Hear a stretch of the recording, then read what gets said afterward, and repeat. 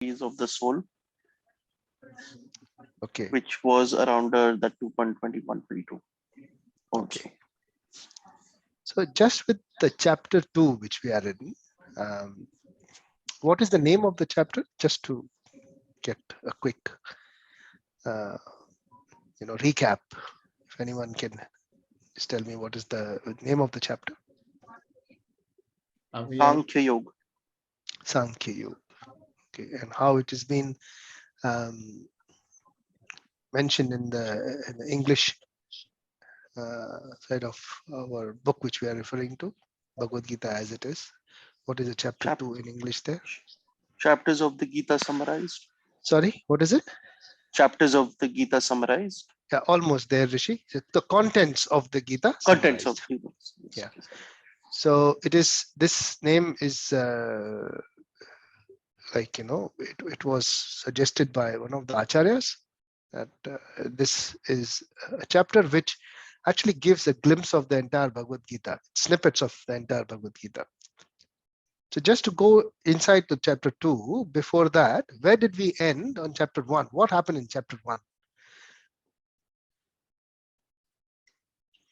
In chapter 1, Arjun had a lot of questions, a lot of doubts, and he was confused and probably fearful, seeing his family, trying to kill each other. And he had, he had few fears actually. Okay. Nilimaji, do you want to add something about chapter 1 if you have any comments or some additions to make? No, I'm sorry. This is my first class, so I'll just listen in. Okay, all right. Vishakha, do you want to add in something with chapter 1?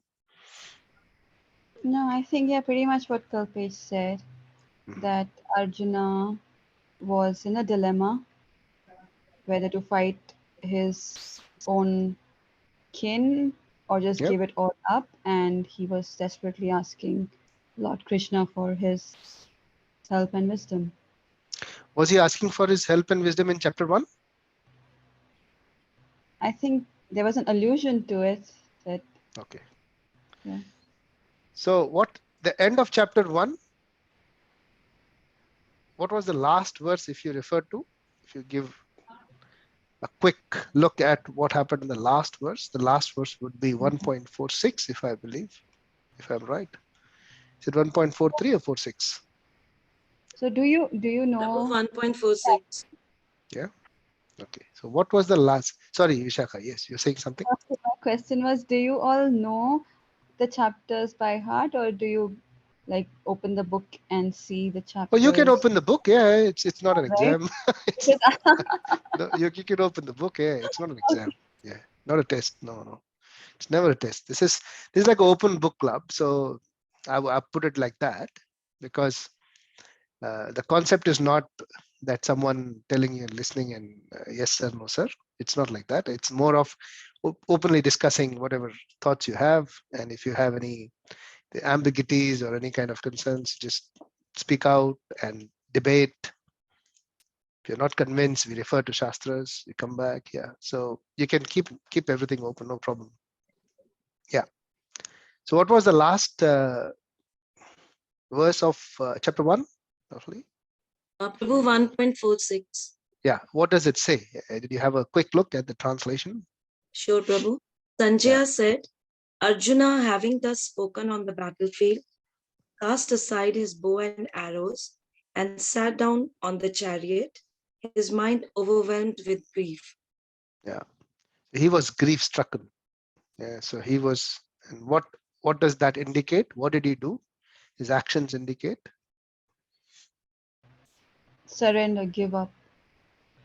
He gave up. So he kept his bow and arrow aside. Yeah. What was the name of his bow? Just Gandiva. So he gave away his bow. And what was the vow he had taken earlier? with respect to Gandiva, with his bow?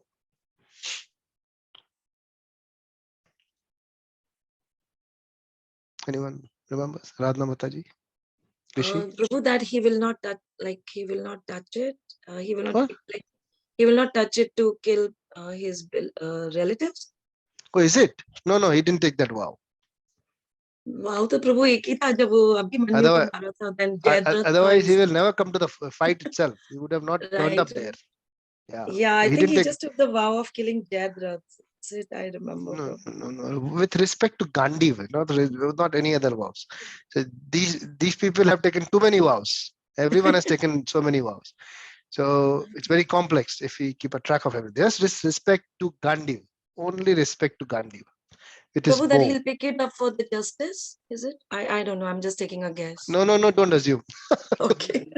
Goli No mat idea, dena. Prabhu. Isn't it big now? Yeah. So the main aspect with respect to Gandiva was that anyone who tells him not to leave, keep his Gandiva away, he will kill that person. I think Yudhishthira did that mistake once. Good. Very good. Yeah. Good. So the pastime was that Yudhishthir went on to fight, and Karna was in front of him. Okay, and then Karna defeated him, but he didn't kill him. And Karna told him that, you are not worth for my arrow. My arrow will be wasted if I kill you. So he just insulted him. So he came back, devastated, Yudhishthir. So Arjun went to meet him. So Yudhishthir said that, did you kill Karna? He assumed that he would have met Karna and he knew what happened with me and he would have defeated him in our cube. Did you kill Karna? He said, no, I don't know what happened. So he said, you should give up your gun, keep it away. So he had taken a vow before that anyone who tells me to keep the Gandhi, I will kill him. So he actually picked up his bow and arrow and went to kill Yudhishthir. So he said, I just can't stop now. I'll have to kill you because I've taken a vow. That time Krishna came in and he said, you just insult a Kshatriya. If you insult a Kshatriya, it's worse than killing. So you insult him. So he insulted him, lots of words. And that was worse than killing. So that's how Krishna saved him from, so that was his vow. But here, 1.46, he actually kept his bow and arrow by himself. So he was breaking his own vow. This is what I was trying to come at. So he took a vow that I will not, anyone who tells me to keep the bow and arrow away, I will kill him. But he kept, that means he was really grief stricken. He was lamenting. He was really feeling very bad from inside. You come under a situation, you feel really bad. Some situation wherein you just don't feel like doing anything. What do we do at that time?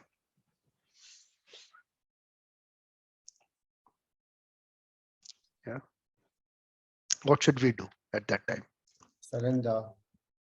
Yeah, but I mean, at the time when you are in that situation and there is nothing, around you to take shelter of or to surrender to, what would you do? I mean, there is no person around you. There is no one. There is a situation like that. What would you do? Chant. Very good. But why would you chant? What happens with chanting? And what would you chant? Mahamantra. Hare Krishna. Mahamantra. Okay, so you say that Hare Krishna, Krishna Krishna, Hare Hare Ram. Why do you say that? What happens with that? What is that vibration? Prabhu, it's like you're calling. Oh, sorry. Prabhu, please go ahead, Kalpesh. No, go for it. Prabhu, it's like calling, connecting with Lord and sharing what you're feeling and taking his help to come out of this sorrow and this condition. And if you chant with walking in a nice breeze, it's much better. Your mind opens up and you get some guidance. And Looks it's like not you have easy. tried It it. takes some time. Yeah. You have tried it. Have you felt that? Yes, Prabhu, it takes time. It's not that suddenly you Yeah. it takes some time to take away all those thoughts away. Then slowly you start getting and then you start getting the feel of chanting, and yeah, you get your answer slowly. But what This is is my that first time. which normally people suggest, when you are in that situation, when you are really grief stricken, feeling very low, very bad from inside? Have you heard people telling you take a deep breath, Yeah, Prabhu. go That's right. outside, take some fresh air, get some Yeah. oxygen, take some deep breath and inhale, exhale. There are some yoga pranayam as well. People tell you, you'll feel very nice with that. You'll feel very peaceful with that. So what is this chanting? What is the chanting? That is the yoga for your mind. So when we breathe in deeply, of course you should do that because that is your senses, because your senses will be affected if you are grief stricken. Am I relating to everyone? Have you come across that situation where you really feel bad from inside and your senses are not reflecting the way you want them? Yes. And Yeah. people do advise that go out and go for a walk, take some fresh air, get some fresh air. Did it help? Mm. No. Have you tried? No, it didn't help. Okay. Has anyone tried taking, like at work sometimes, you are sitting down and you suddenly get an email from someone which very unpleasant and, something which really hurts you bad from inside. You do feel some sensation, right? Inside, I mean, breathlessness and things like that, your lips dry up. Yes. Something really, which is really bad. So have you tried going out and breathing? Does that help? It helps for a short while. Okay. And when you're back in the situation, it hits you back again. It's you back again, right? So what is that it is hitting you back? It's not your senses, right? It's something else. The thought in your mind, it keeps coming. Exactly. The mind is basically, The mind, yeah. it's hooked on to something. Mm. Even if you finish your day and go back home, that email is still, or those words or whatever, they're still hooked on. You're just hooked on. Your mind is hooked on to that. So basically, we tend to get hooked on or get attached. Our mind tends to get stuck in something. And if it gets stuck for a longer period of time, there is trauma. And if it is something bad which you're stuck into. Is it making sense? Yes. Yeah, in fact, Prabhu, like I experienced something just last Friday.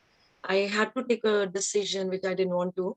So it really took me into this situation. My lips were not bright, but it was just little less than that. So yeah, I went in fresh air. But I think it was my attachment with something that was affecting me.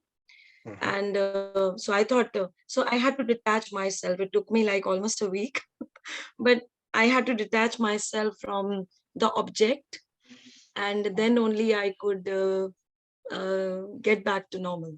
So yeah, so I think it's all about Prabhu attaching and detaching, and if we can detach ourselves, then we can save ourselves from trauma. Otherwise, when we are in that situation where the mind is hooked on to something and it is giving us trouble, yes, the only way is by mantra. So mantra means manas trayate iti mantra. Mana is mind and trayate is deliverance. So to deliver the mind is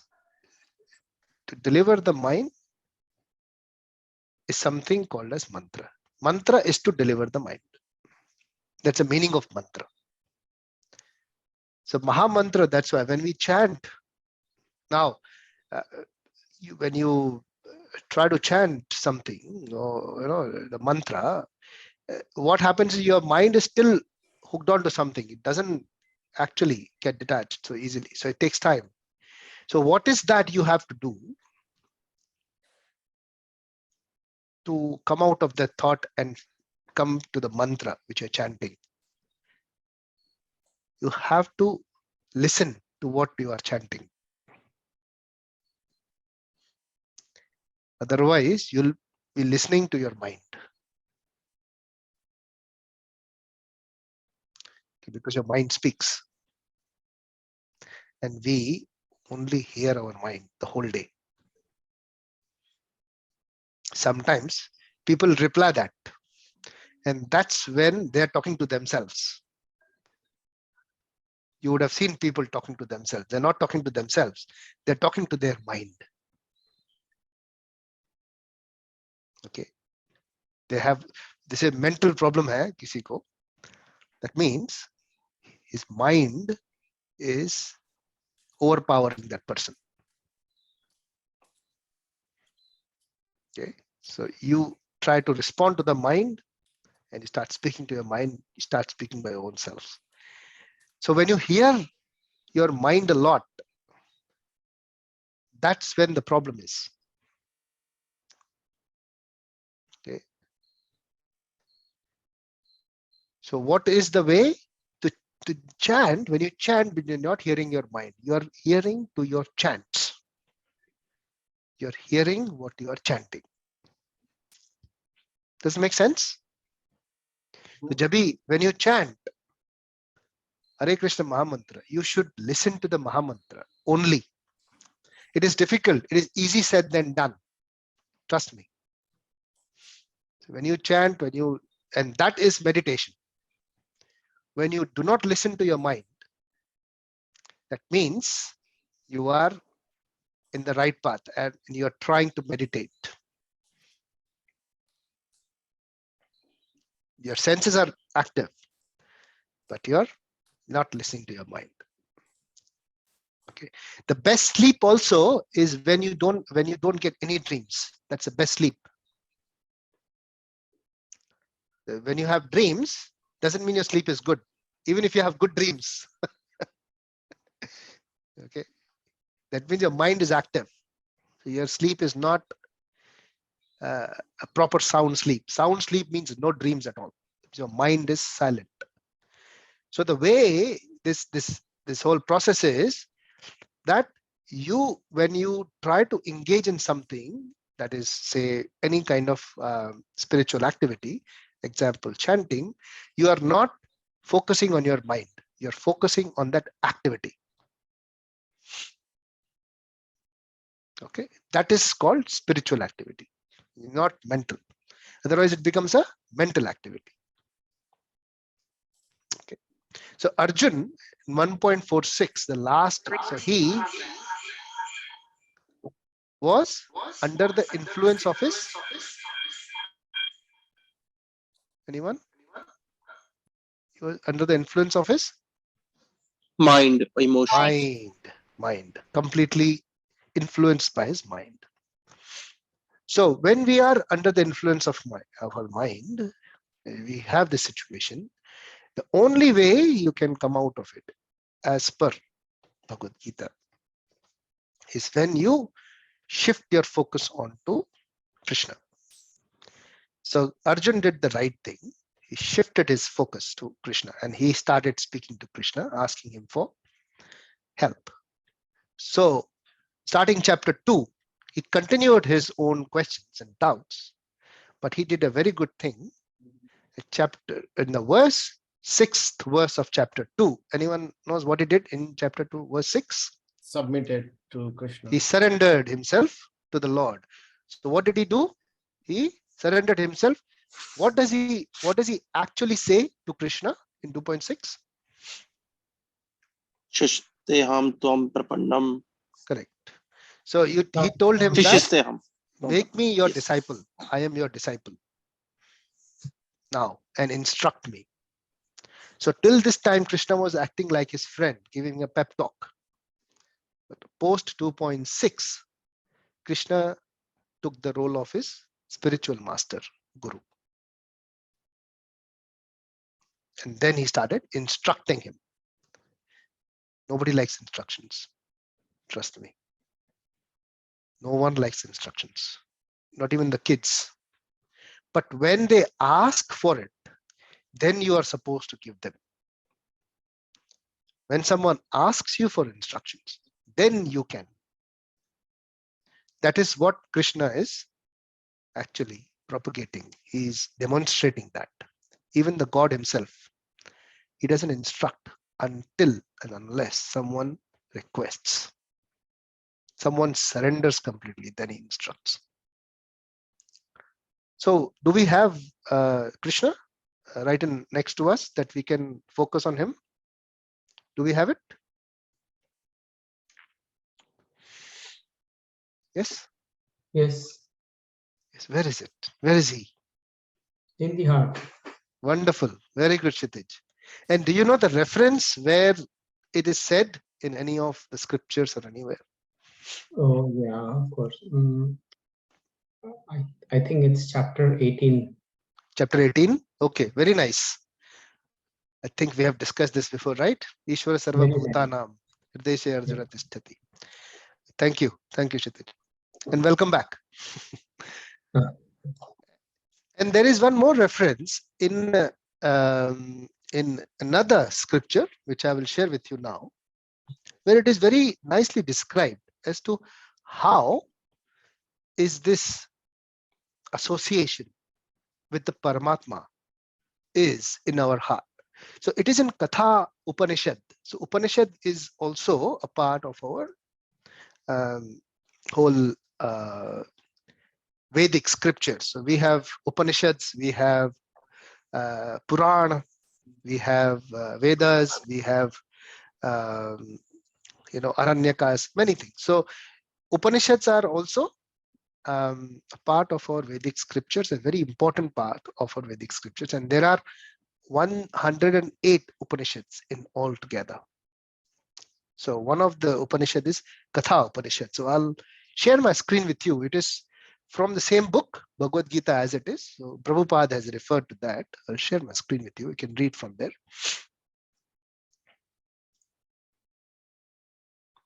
Oh, Kalpesh, you will have to give me the permission to share my screen, it seems. Okay. Actually, what I'm trying to do is, who can share? It says all participants. Oh, is it? Yeah. When I try to share, it tells me that host disabled participant screen sharing. Okay. All right, no problem. So I will read, Actually, no I'm problem. also Next in time we can background- fix it. Yeah, actually in background, I'm also trying to, because if I don't fix it now, then our session will end in like 2 minutes. So I'm trying to fix that. Oh, is it? Yeah. But don't worry, I'll make sure it doesn't. Okay, all right. So I will read and I'll let Kalpesh work on that one. So I'll read. So there are two kind of souls. So if you, I'll share this. If you go to Veda base, maybe Aradhana Mataji, you can help Nilima ji with the Veda base link. Yeah, sure, Prabhu. I'll message her. Not a Yeah, problem. you please send her the verse 20 of chapter 2. Chapter 2, verse 20. Sure, Prabhu. Anyway, I think I can message here. Yeah, in the chat. Sorry, my bad. I can at least do that. So this is the link. Thank So you. Nilima, yeah, you can use that one. So at the end of that particular link, that's there in the Bhagavad Gita as it is book as well.